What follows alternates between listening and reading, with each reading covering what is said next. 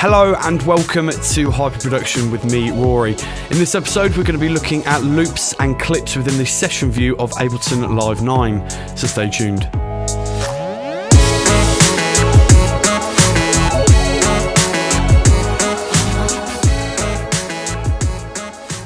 Okay, so what you're looking at now is the session view within Ableton. So like I mentioned in previous videos, there is two sides to Ableton. So you've got the session view, which you're looking at now, and you have the horizontal arrangement view typically. And that's quite the traditional sense of what a DAW is. But in this episode, we're going to be concentrating on the session view and how to get loops in there and start getting ideas down quickly. So the first example I want to show you is how to sort of import various loops from perhaps a sample pack or something similar like that, which you typically will be using, and we'll also be looking at how to record your own loops using VSTs and other things like that. All the good stuff. So in your browser window, you typically want to set up a folder. So basically you want Ableton to be pointing and browsing a folder on your hard drive. So you simply just click add folder and then you just pick any folder that contains all the samples that you've purchased online, or there is an abundance of free ones out there on the web as well. So definitely go and have a look and take advantage of that.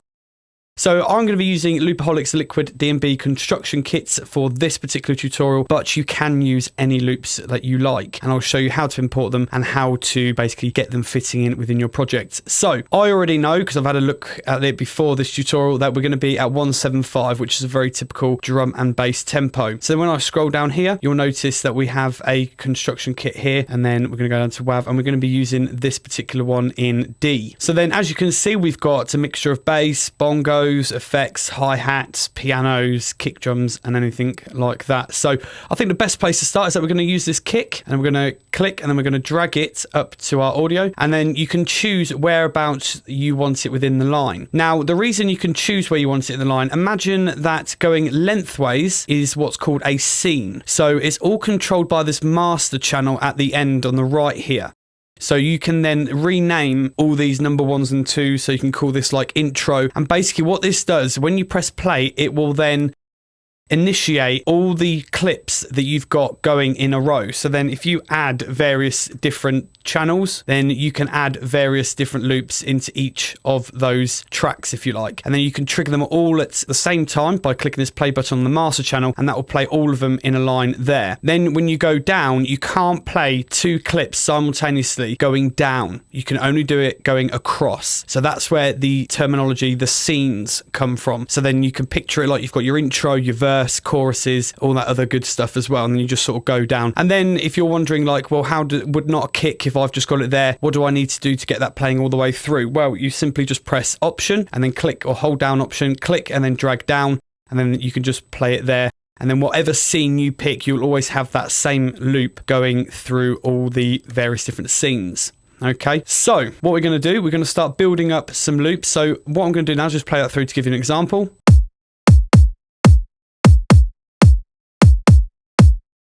Now, that clip is only going to play through once because you need to do a little bit of editing to make sure that it's going to be looping in time with your project. So, as I mentioned, we've got it at 175 at the top here.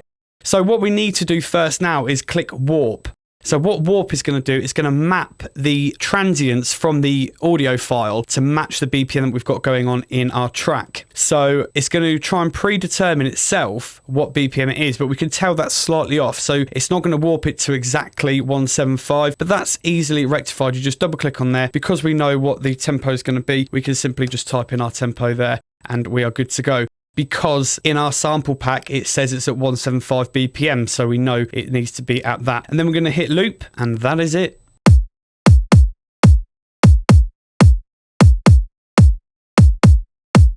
So that is how you initially import a sample and then get it to loop. So you need to warp it, change the BPM if it's not managed to gauge it properly, and then you hit loop. It's as simple as that. So then what we're going to do is obviously introduce a snare. So we've got a snare one here. So then we're going to put the snare up here. And then as we're going along, we obviously want to be naming all our tracks so we know which one it is. So then it's Command R, and you can see it's highlighted, ready for us to change the name. And then we're going to do that on the snare. and then hit enter, and there is our track. So we've got it set to intro on the master channel as well, but obviously we can change that further down the line. Then what we're going to want is hats. So we're going to take this hi-hat loop and put that there as well, and then change the name to hats. Oh, accidentally create another audio channel. So Command R, I'm going to call that one hats. So then if I play these all together, they're obviously going to play, but again, we need to go into each individual clip, click warp, change the BPM to 175, and then hit loop. So you will need to do this for every clip. So let's do that, and then click loop. And then when I play it all through, here we go. Okay, I'm just going to turn those channels down slightly so you can highlight them all. So you just hold down shift when you click one, and then click the other end, and it'll highlight them all.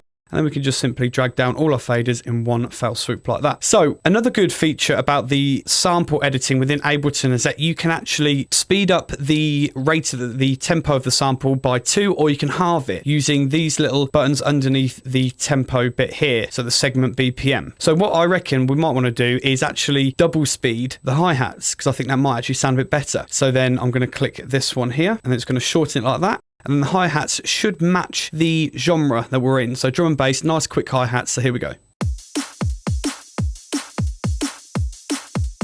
Okay, so that is sounding great. That's sounding a lot more drum and bass like. Okay, next one. Let's go on to bass.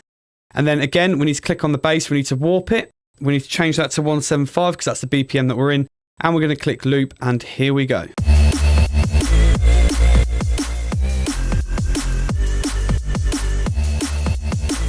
Okay, so now you can start gathering an idea of how you can start building up tracks using this. You just simply add your blocks in there, and you can start adding various different sounds and stuff, or whatever loops that you want to do. So we know how to put loops in, we know how to warp them to get them in time with your track, and we know how to loop them as well, because it's obviously not a default sort of situation for when you're importing loops. So what do we want to do now? We want to start recording our own sounds, because we're not always going to be using sample packs. So how do we do that? Okay, so the first thing we need to do is then obviously open up a MIDI channel. So we're going to press Command, Shift and T, and then we're going to create a MIDI channel there. And then we're going to bring in a third-party plugin, basically. So something that's going to generate some sound. So we're going to use the Korg M1. I'm going to click, and we're going to drag that onto our MIDI channel, and then it's going to open up like that. So this is the Korg M1, which contains a lot of famous sounds, which no doubt you would have heard. So if we go onto browser here, and then I'm going to pick my favorite sound of all time is this one here, which you'll definitely recognize straight away.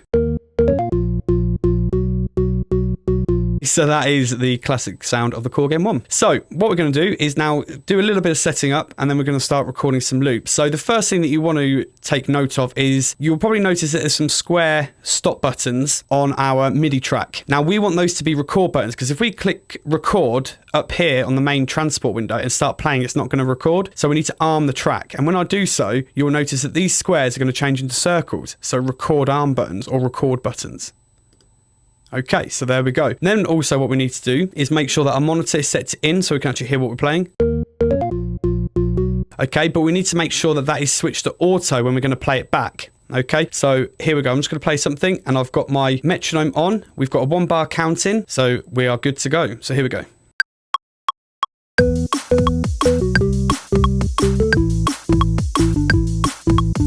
Okay, and that is our loop recorder. So we're going to double click on that. We're going to make sure that it's all in time. Now, I already know that that's going to be in time because I set the record quantization from previous videos to 16th note quantization. Okay, but if you haven't set it to that and you want to quantize all your notes, you simply click on the bottom bit here to make sure that you're inside your MIDI clip. And then you're going to hold Command and then press A, and then you're going to press Command and U, and then that will quantize all your notes in there. So if I play that back now, or all of that scene, now it's all going to be in time. But don't forget, we need to switch from monitor from in to auto to listen to it. So here we go.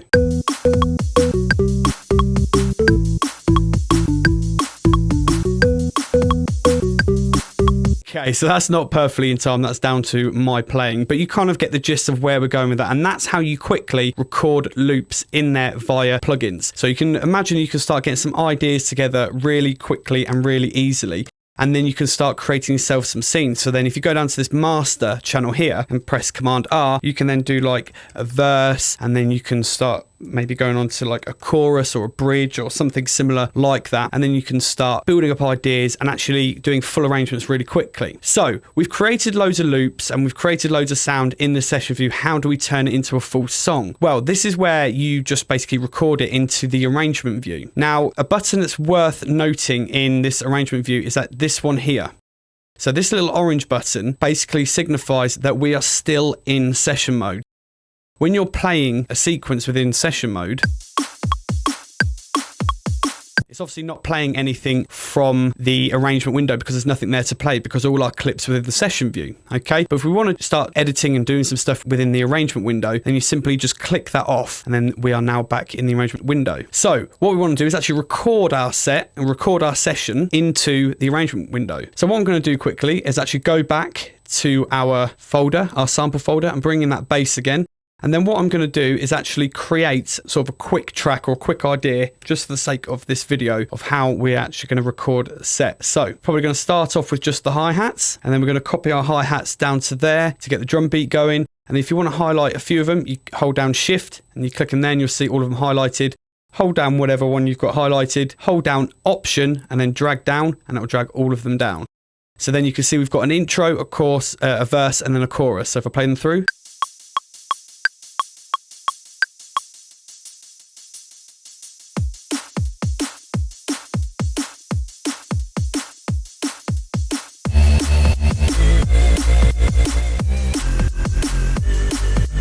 So how do we actually go to record all our clips that we've arranged to actually record them as a full song? So this is what I'm going to show you now. So there's a few little bits of setting up that we need to do. So i.e. we need to figure out all the inputs and outputs. So traditionally, if you want to record something from an audio channel, you'd have to arm it. So arm the record button, so click on that. But it's actually going to be grayed out because it's self-assigned an input from channel 1, but there isn't a channel 1 available, or we haven't got an active channel 1 input. So what you need to do, if you can't basically click record like that, or it's not doing anything, you simply just go down to this, go on no input for all of them. And that's kind of like everything that you need to do. So then what we're going to do now is actually start recording some stuff into there and we can start playing it. So I've got my metronome set to a 2-bar counting. And then what I'm going to do is click play on this first intro bit. And then that is then going to record it into our session here. So I'm going to click record. So you need to click the global record button to then record into the arrangement window. And then you'll hear a 2-bar counting. And I'm going to click this intro button to the right here, then go down to verse, then chorus, and you will see it in the arrangement window. So here we go.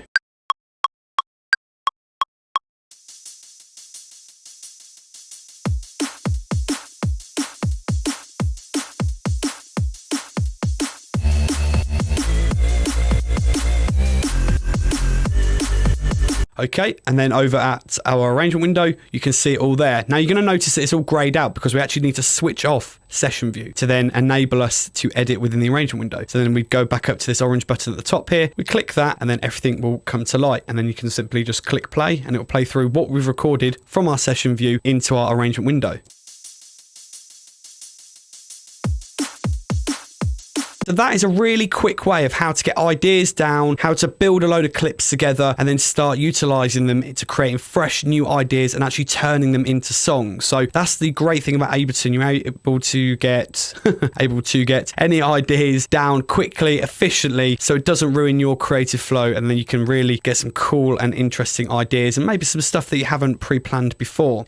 So there we have it, a quick tutorial showing you the session view within Ableton Live 9 and basically how to use various loops and certain clips within there as well. So if you've learned something within this video, please don't forget to give us a big old thumbs up and please don't forget to subscribe. Also, if you've got any questions about this video, please pop them down in the comment section below. Also, head over to www.hyperproduction.com to find out when we are launching because we are getting very, very close now. So I've been Rory from Hyperproduction. Thank you for watching.